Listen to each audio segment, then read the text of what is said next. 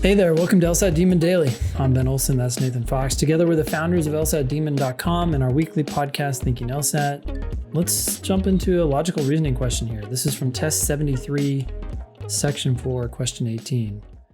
So far this summer, there has been no rain in the valley, period. Okay, seems pretty straightforward. Sounds dry, but I like that it's simple. I don't have to think, was there some rain? Was there a little bit of rain? No rain so far. But usually a few inches of rain fall there each summer. Okay, so this is not following the usual pattern. Usually we've seen some rain by now. Okay, where are we going with this? Well, not necessarily. Oh, it said usually a few inches of rain fall there each summer. Thanks. Mhm.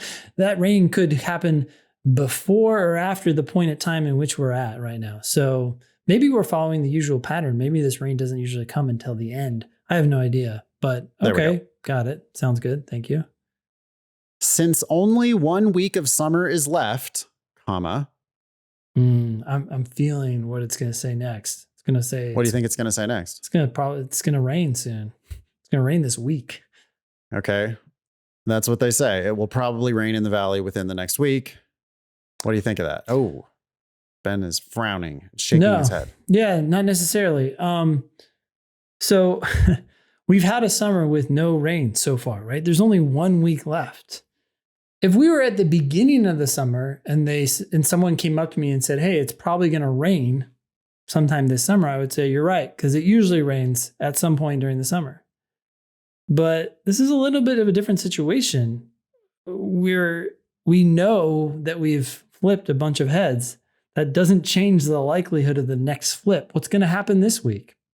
Yeah. How reasonable would it be if that was 1 day instead of 1 week? Or 1 hour. Or 1 second instead of 1 week? Like it's guaranteed to dump right now because there's 5 minutes left in the summer.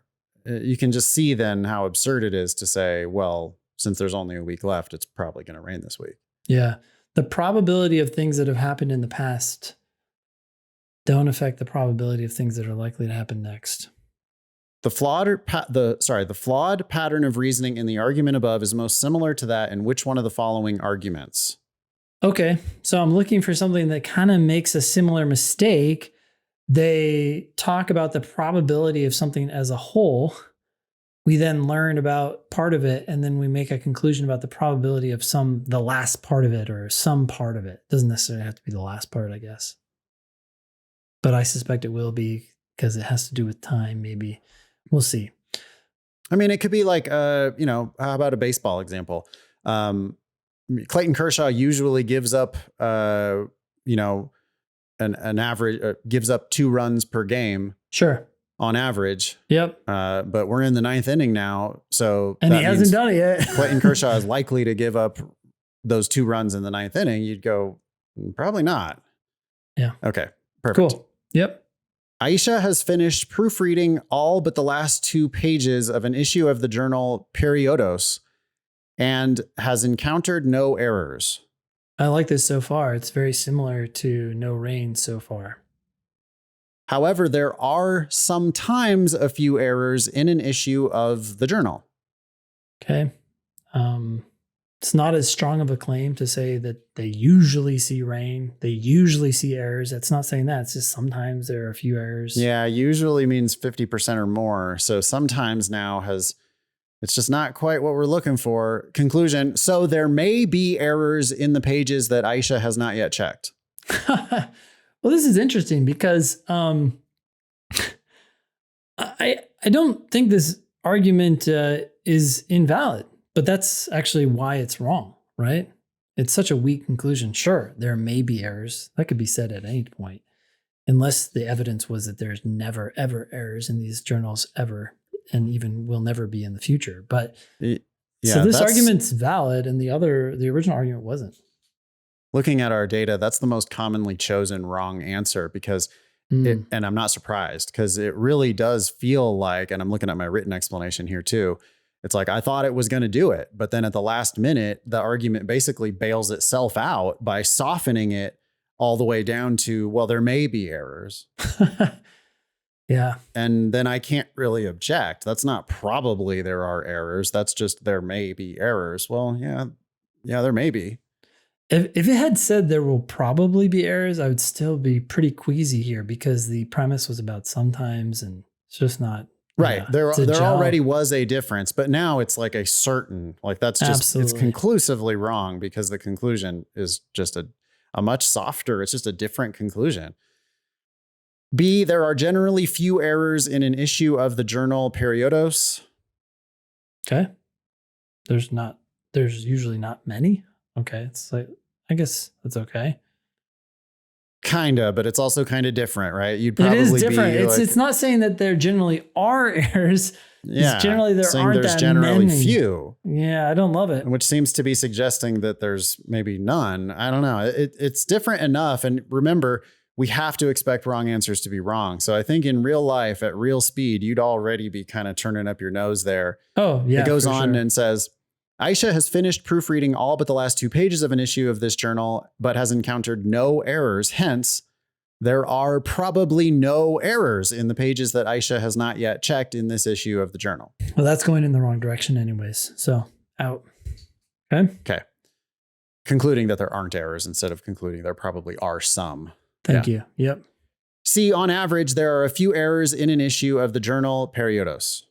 Okay, this is a little bit better, saying that there are errors. Okay. On average. So usually.